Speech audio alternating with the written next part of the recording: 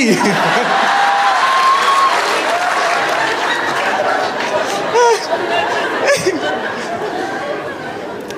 Okay, I will help you out, ठीक है। I will help you out, ठीक है। I will tell you. Muslim weddings में क्या होता है, ठीक है? मुस्लिम वेडिंग्स में स्टेज होता है और स्टेज के ऊपर होते हैं गद्दे। आप लोग सोच रहे होंगे कि वो गद्दे मुजरा, नहीं, नॉर्मल गद्दे, ठीक है? और मुस्लिम वेडिंग में दूल्हा जो होता है वो स्टेज पे बैठता है ये पोजीशन में।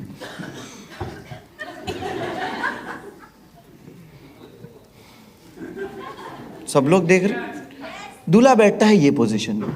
हाँ, तू तो देख ही रहेगी।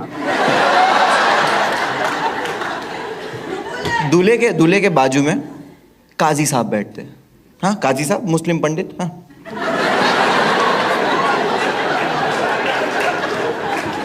और उनके बाजू में बैठते हैं दो गवाह, एक इस तरफ एक इस तरफ। ये होते हैं विटनेस कि हाँ निकाह हुआ है, हमने सुना है। और बीच में एक होता है माइक जिसमें बोलते हैं कुबूल कबूल है कबूल है, ठीक है? वो माइक रहता है जिसमें सब लोग सुनते हैं कि हाँ हमने सुना है, निकाह हुआ है। और मुझे पता भी नहीं था कि ये कुबूल कबूल कबूल क्यों होता है ऐसा 3 बार। मैं छोटा था तो मेरे को नहीं समझ में आता, तो मैंने अपने चाचा से पूछा कि चाचा ये 3 बार क्यों होता है? तो मेरा चाचा बोलता है औरतों को एक बार में समझ में कहाँ आता है।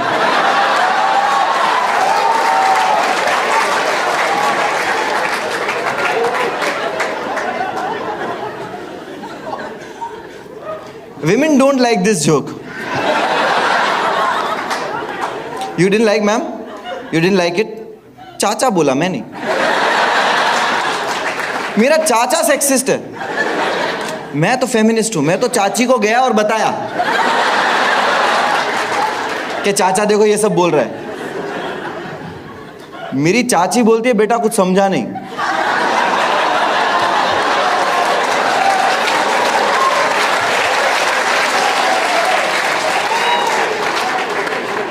ना इधर आ चाची, और 2 बार बता दो।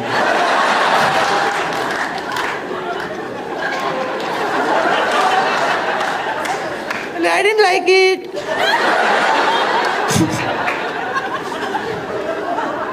I can understand you didn't like this joke, right? I totally understand with you. But मेरी चाची को ये जोक मैंने सुनाया and she approved कि like sexist थोड़ा offensive है but funny है, and she is very sporty, she can take joke and she's in the house, give it up for her.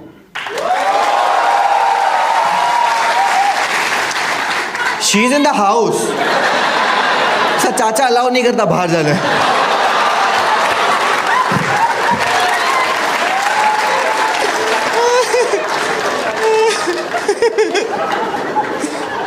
ये जोक पे एक मुस्लिम अंकल ऑफेंड हो गए। वो खड़े हो गए, बोले listen this is wrong, we don't treat women like this in Islam, okay? I was like uncle I'm really sorry, I didn't mean it, I'm sorry। आपकी वाइफ कहाँ है? He's like पहली वाली दूसरी वाली। I was like oh इस्लाम। तो उस दिन मुझे पता चला कि 3 बार जो बोलने का कॉन्सेप्ट ऐसे नहीं होता है। This is not the reason, but ये आपको मैं सिर्फ सेटअप बता रहा था, ठीक है? आपने देख लिया ये लेआउट पूरा निकाह का जो स्टेज का सेटअप है। हाँ, ध्यान से याद रखना, ये बहुत काम आएगा। हाँ, ऐसा नहीं कि लाइफ में काम आएगा, एक दिन हम सबको कन्वर्ट कर दे, नहीं नहीं।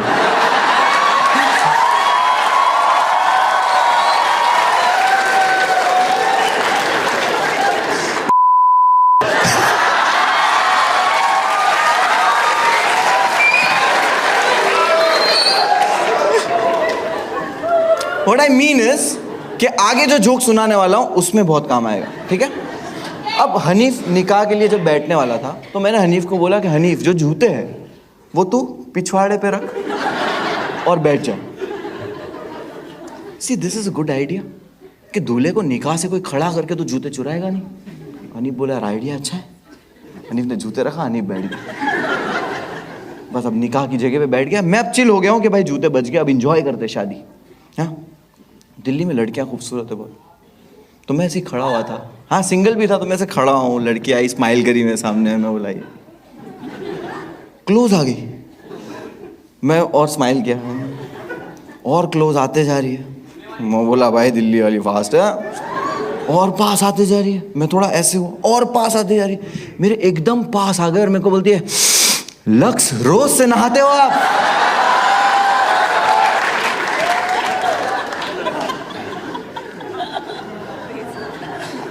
अब बात आगे नहीं बढ़ सकती है। मतलब बहन मेरे को बता खाना कहाँ है? मैं पहुंच गया, मैं पहुंचा कहाँ पे? वो चाइनीज काउंटर। चाइनीज काउंटर को देख के लग रहा है ये क्या है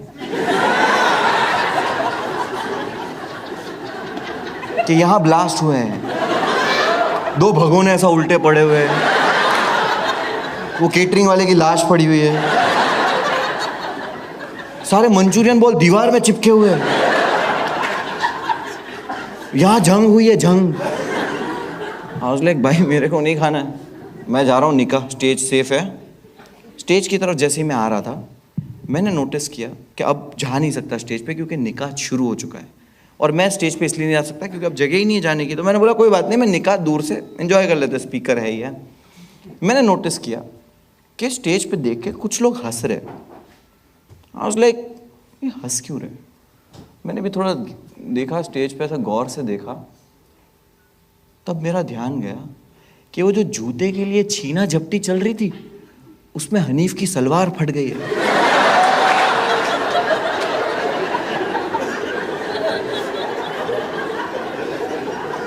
हनीफ ने पहना है पर्पल कलर के अंडरवेयर।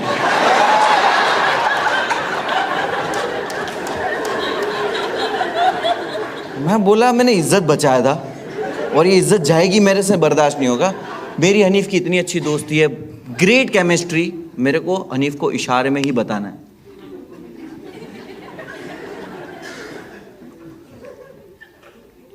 हनीफ,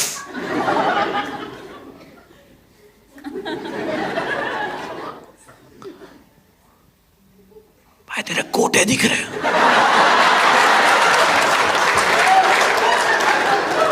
हनीफ बोलता है दिखने दे। इसको लगा मैं बोल रहा हूं तेरे जूते दिख रहे। मैं बोला ये तो राइम होता है, इसको तो लग रहा होगा। मैं बोला वर्ड चेंज करना पड़ेगा। लौंडे लोग क्या ही वर्ड चूज कर लेंगे।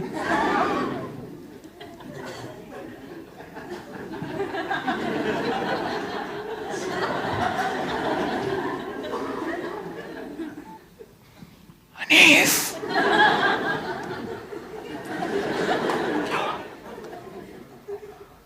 तेरे मंचूरियन बॉल दिख रहे हैं। बाजू में से एक आंटी निकली, बोले बेटा कहाँ है? बोलते खत्म हो गए।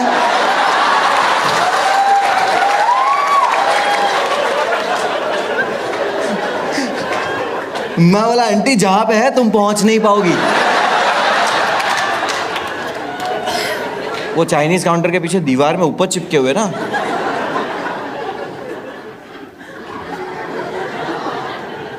अब मुझे आ रहा है गुस्सा कि यार समझ क्यों नहीं आ रहा है इसको है। मैं अब गुस्सा हो चुका हूँ कि लाइक हनीफ, अब हनीफ को भी गुस्सा आ गया। हनीफ बोल रहा क्या है? तेरा कोट है लटक। हनीफ को और गुस्सा आ गया और उसको अभी भी लग रहा है जूते की ही बात चल रही है। मेरे को बोलता है कोई निकाल के नहीं लेके जाएगा।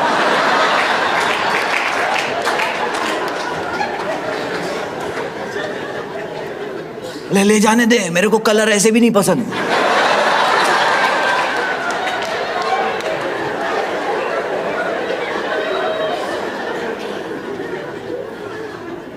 चुप ही नहीं हो रहा, गुस्से में आ गया। बोले 5,000 दूंगा वापस आ जाएंगे। मैं बोला मत। मुझे रियलाइज हो गया कि मेरा और हनीफ का केमिस्ट्री अच्छा नहीं। अब है मिशन काशिफ। काशिफ हनीफ के पास ही बैठा हुआ है। मुझे सिर्फ क्या करना है, काशिफ को बताना है कि ये प्रॉब्लम है। और हनीफ को क्या करना है, काशिफ जब हनीफ को कान में बता देगा तो हनीफ को क्या करना है,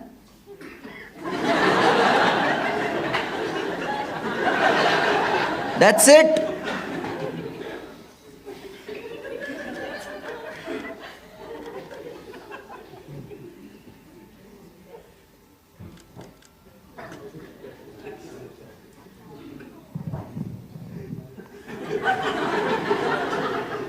ये चारों बच्चों को मैं मिल गया।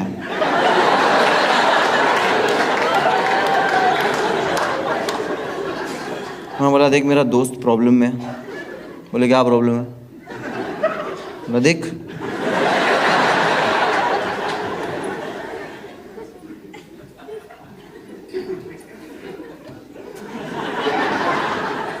Same pinch.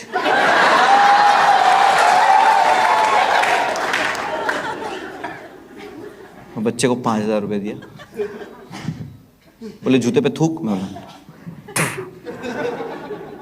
बच्चे गए, मिशन काशिफ कंटिन्यू। काशिफ काशिफ काशिफ काशिफ इतने ध्यान से निकाह सुन रहा है, ऐसा लग रहा है उसकी प्रॉपर्टी लिख के दे रहे। काशिफ काशिफ काशिफ, अबे बहरे लौड़ा काशिफ।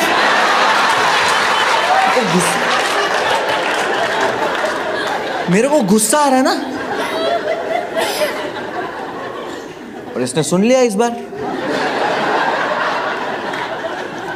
मेरे को बोलता है क्या हुआ भाई? उधर देख। किधर देखो?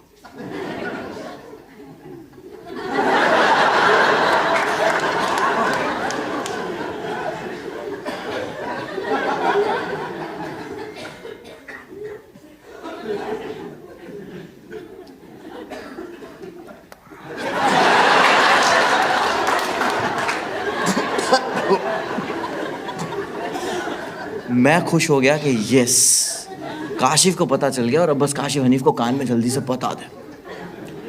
अब मैंने बोला लौंडे लोग क्या ही वर्ड चूज कर लेंगे। काशिफ हनीफ को जब कान में बताने के लिए लीन हुआ तो काजी साहब को लगा गवाह कुछ कहना चाहता है।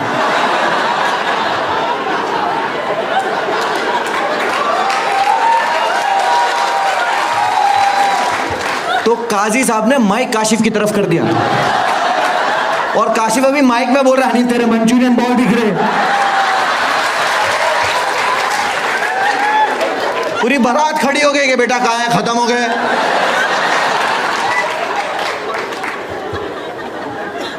पूरी बारात को मालूम पड़ गया कि बन के जमाई की सलवार फट गई है। इतना सब क्योस चल रहा था। इसके बीच में हम लोग ने खाना आना खाया, नॉर्मल हुए, अब डायरेक्ट विदाई लड़की का टाइम रहता है ना, सब चल रहा है। मुझे आर्ट एंड डेकोर का बहुत शौक है, तो मैंने बोला हनीफ की सुहागरात का कमरा मैं सजाऊंगा। उसकी बहन बोले नहीं नहीं नहीं नहीं, तू पढ़ा लिखा है ना, तू पढ़ा लिखा है, हमें यहाँ तेरी ज़रूरत है। तो मैं बोला क्या बात है बताओ। बोले दहेज का हिसाब करना है।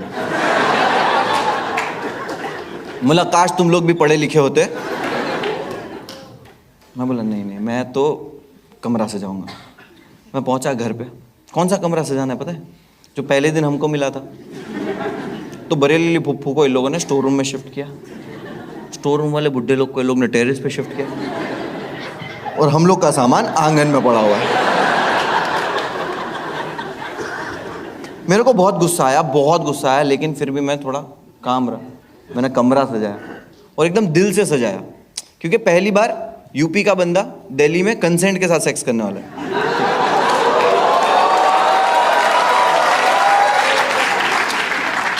तो इतना तो बनता है। तो मैंने लगा कर दिया, कमरा सजा दिया, और अब हमारे पास सोने को जगह नहीं। काशिफ आया, मैंने काशिफ को बोला काशिफ तो कभी सितारों की चादर के तले बैठा है? काशिफ बोले बहुत हो गया, मैं ट्रेन की टिकट बुक कर रहा हूँ कल की। मैं बोला भाई कर दे कोई बात नहीं, तू कर दे, लेकिन आज की रात कैसे निकालेंगे? मैंने चेस बोर्ड निकाला, बोला देख भाई की सुहागरात है, अपन भी घोड़े दौड़ाते हैं। और वो गुस्से में तो मैं जानबूझ के चेस हार रहा हूँ, ऐसा रानी उठा के गटर में फेंक दिया। मैं बोला काशिफ तू जीत जाएगा। बोले मैं तो रानी मारा ही नहीं। मैं बोला तेरे को देख के सुसाइड कर ली। लेकिन उसने ट्रेन की टिकट बुक कर लिया था। नेक्स्ट डे मॉर्निंग हम लोग जब निकल रहे थे, हनीफ आया, बोले रुको। हनीफ मैंने बोला हनीफ बहुत हो गया, बहुत जलील हुए, बहुत बेइज्जत हुए, और हमको रोकने की कोशिश करना भी नहीं, हमको नहीं रुकना, हम जा रहे। हनीफ बोलता है मैं रोक भी नहीं रहा। बोले मैं ये बोलने वाला था कि दुल्हन के आने के बाद हमारे घर में एक शाही दावत होती है, तो तुम लोग शाही दावत खा के ट्रेन के लिए चले जाओ, अभी टाइम है। तो मैं बोला तेरे को क्या लग रहा है, हम लोग ने कभी शाही दावत नहीं खाए? हाँ नहीं खाए। तो मैं बोला काशिफ को, मैं बोला काशिफ टाइम है। काशिफ बोला चल ठीक है। हम लोग गए, बैठे, रोटी आई गर्मा गर्म, कटोरे में एकदम सालन आता है ना, ग्रेवी, हाँ मस्त सालन आया। तो सालन में क्या होता है ना, सालन जब आप ऐसे हिलाते हो ना तो ऊपर तेल होता है, ठीक है। तो आप जब ऐसे हिलाते हो ना सालन को, तो तेल जो है ना वो हटता है और ऐसे ग्रेवी ऊपर आती है।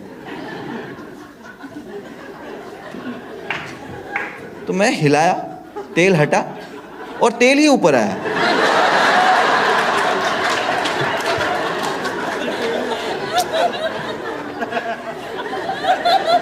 बोला हनीफ ये क्या है, इसमें तो सिर्फ तेल ही है। हनी बोले तेल नहीं है, ये प्योर घी है। ये हमारे में रिवाज है, जो जितना रईस होता है, जितना अमीर होता है ना, उनके घर के खानों में इतना घी इस्तेमाल होता है। काशी बोलता भैंचोद कमरे नहीं है तुम लोग के पास।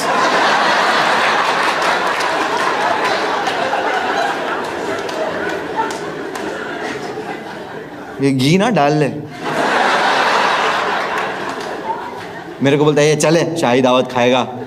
मैं डर के उठ गया, रोटी जेब में। पहुंचे स्टेशन, मुझे पता है काशिफ मेरे को मार डालेगा, बहुत गुस्से में था, मेरी वजह से सब प्लान खराब हुआ। लेकिन ऑपोजिट हुआ। ट्रेन में हम बैठे, काशिफ ने मेरा हाथ पकड़ा और पहली बार मुझसे इतने प्यार से बात किया। मुझे बोल रहा भाई अपन जैसे ही बम्बई पहुंचेंगे ना, स्टेशन से बाहर निकल के ये 3-4 को मारूंगा।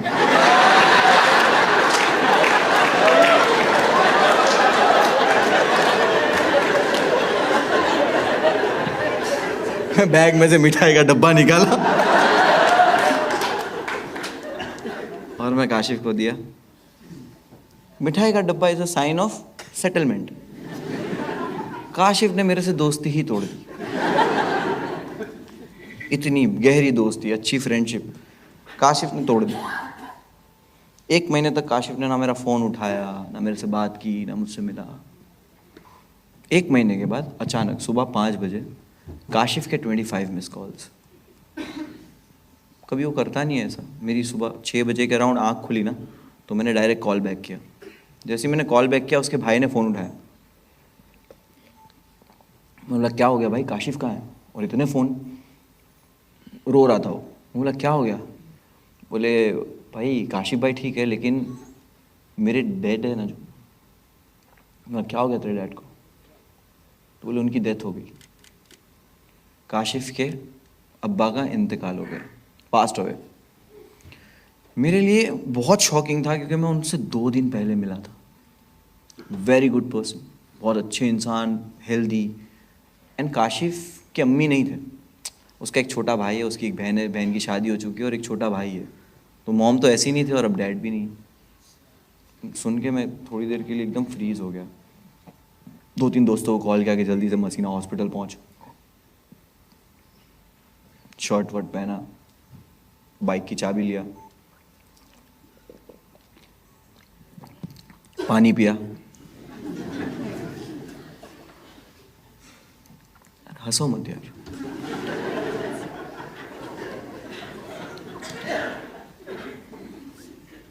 मैं हॉस्पिटल पहुंचा और हॉस्पिटल सुबह 6-6:30 बजे का टाइम, एकदम सन्नाटा। काशिफ है ना, पोस्टमार्टम रूम के बाहर एक बेंच पे बैठा हुआ था। सुबह का टाइम, हॉस्पिटल में एकदम सन्नाटा, जैसे अभी यहाँ पे सेम।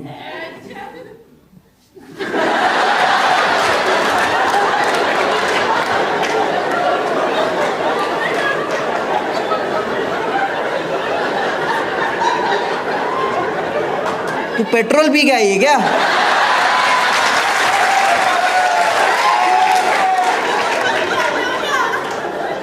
तो बड़े टायर वाली गाड़ी नहीं चालू होती?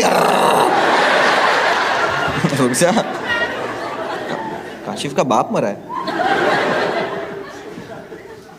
बहुत इंटेंस माहौल है हॉस्पिटल का। 4-5 दोस्त हम लोग यहाँ पे खड़े हुए, वी आर डिस्कसिंग कि यार जिंदगी का कोई भरोसा नहीं, हम जिंदगी को सीरियस नहीं ले रहे यार। हाँ ये सब चल रहा है।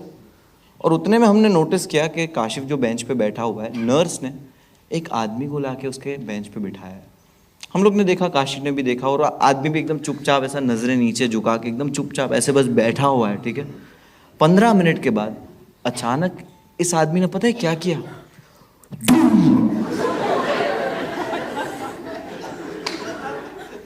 ये आदमी दिमाग से, और हम लोग के यहाँ पे हंसी निकल गई।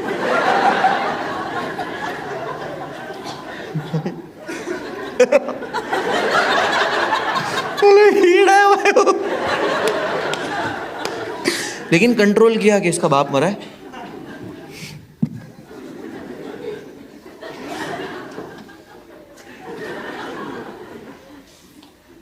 जिंदगी का कुछ भरोसा नहीं ब्रो। और हम भूल गए कि यहाँ पे क्या हुआ, ये वो, ठीक है, भूल गए। और हम ये भी भूल गए कि यहाँ पे ये जो आदमी बैठा हुआ है, इसके अंदर अभी भी ये फीचर है।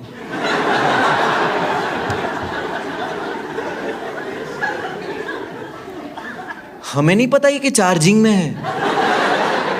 ये 15 मिनट तक चुपचाप ऐसे बैठा हुआ है। इस बार अचानक पता है इसने क्या किया?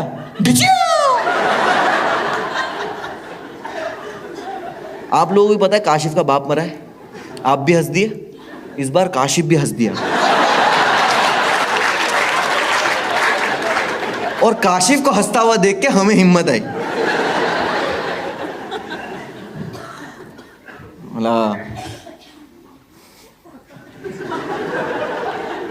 डिच्चियों कर रहा है।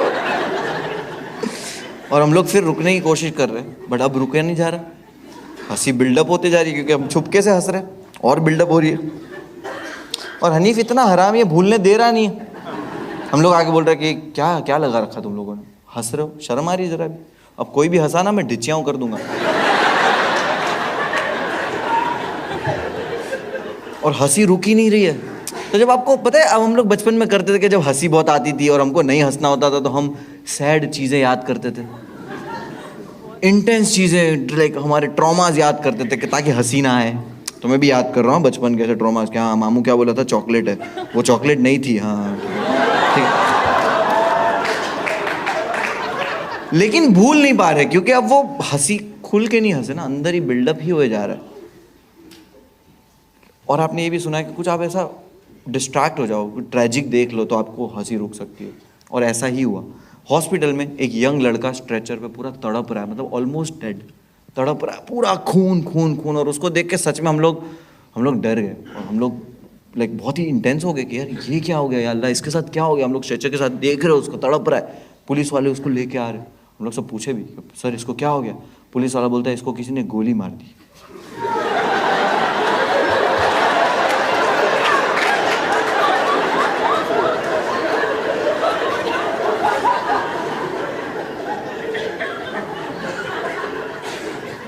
और हनीफ कितना हरामी है, पुलिस वाले को बोलता है सर इसको गोली कब लगी? पुलिस वाला बोलता है अभी लगी। बोले इन्होंने चलाई।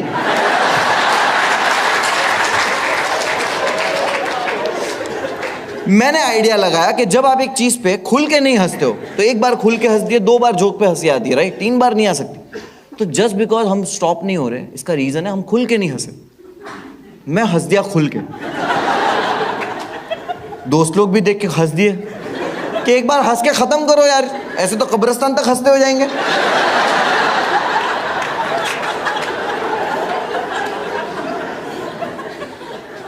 तो मैंने खुल के हंस दिया, और काशिफ भी कंफर्टेबल हो गया।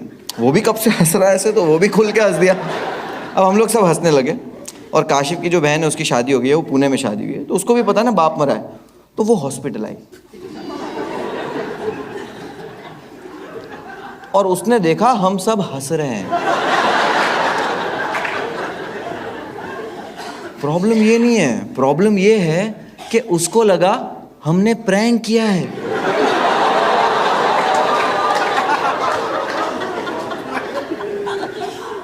वो आके काशिफ पे भड़क गई कि काशिफ तू पागल हो गया, कोई इतना गंदा मजाक करता है कि अब्बा मर गए, पागल। अब काशिफ बाद में तो नहीं बोल सकता ना, काशिफ को तो उसी वक्त बोलना है। और काशिफ तो हंस रहा है, तो काशिफ बोला नहीं नहीं अब्बा तो मर गए।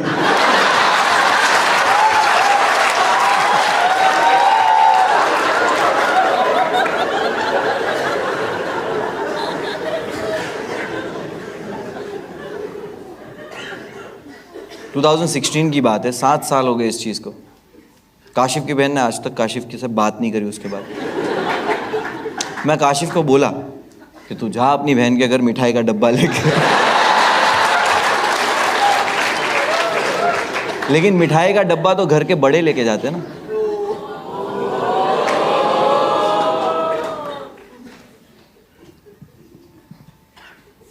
किसी को बुरा लगा? ये फिक्शन है। काशिफ के अब्बा की डेथ ऐसी नहीं हुई, उनको एड्स था।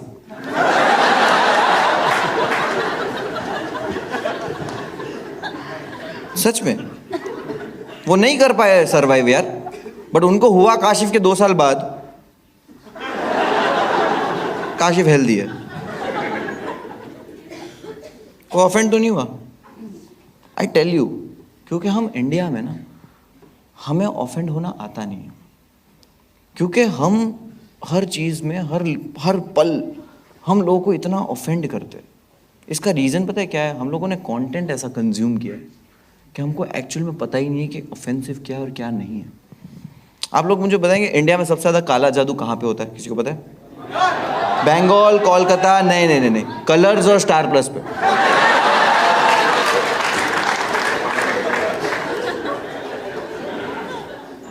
वो देखे सारे शो, हर शो कुछ ना कुछ काले जादू के बारे में ही है। वो एक आते नजर करके कुछ आता था, काला जादू। वो कहता नागिन, काला जादू। वो कहता नजबलिए, रेमो डिसूजा।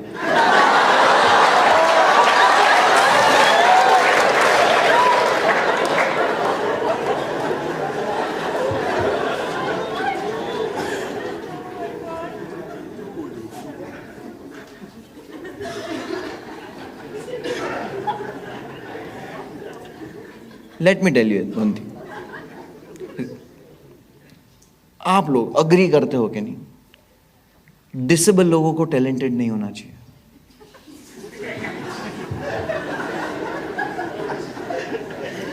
You agree?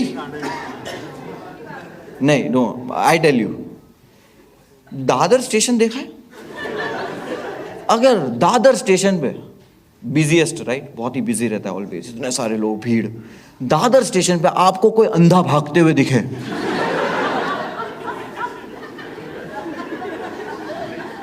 आप शक करोगे ना कि ये अंधा नहीं है? वो अंधा ही है, उसका सिक्स सेंस अच्छा है। सिक्स सेंस नहीं, सॉरी, फिफ्थ सेंस अच्छा है।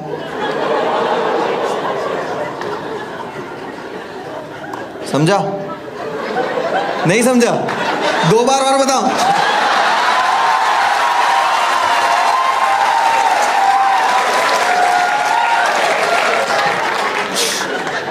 इसका क्या बैड लग है यार, इसी को नहीं समझा? क्या ही झंडा लेके घूम रही थी, फेमिनिज्म। भले उसका फिफ्थ सेंस अच्छा है, बट लोग उसको सीरियस नहीं लेंगे। लोगों को पता है कि नहीं, झूठ बोल रहा है। इंडिया में अंधा जो है वो अच्छा रनर नहीं बन सकता, लोग शक करेंगे। अच्छा सिंगर बन सकता। इसी तरह लंगड़ा जो है वो अच्छा रनर नहीं बन सकता ऑब्वियसली, लेकिन वो अच्छा दोस्त बन सकता है। हमारे बड़े बूढ़े कहते हैं, आपने सुना नहीं कि तेरे सच्चे, अच्छे, बेहतरीन दोस्त वही है जो तेरे बुरे वक्त में तेरे साथ एक टांग पे खड़े रहे।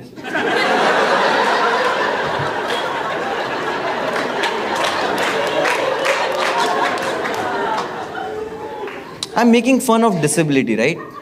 या I am making fun of disability, but हम एज अ सोसाइटी डिसेबिलिटी को गाली देते। आई टेल यू, जब हमें किसी का धक्का लग जाता है तो हम उसे कहते हैं अंधा है क्या? अंधा, it's a insult, right? It's किसी की एक कमी है, बट आप किसी को गाली देते वक्त इसको यूज कर रहे हो। मैं तो फिर भी मजाक उड़ा रहा हूँ, आप तो एज अ गाली यूज करते हो। मैं इस तरह का ये जोक करता हूँ ना, तो कितने लोग मेरे को भी बोलते हैं कि तू डिसेबल लोगों पे जोक करता है।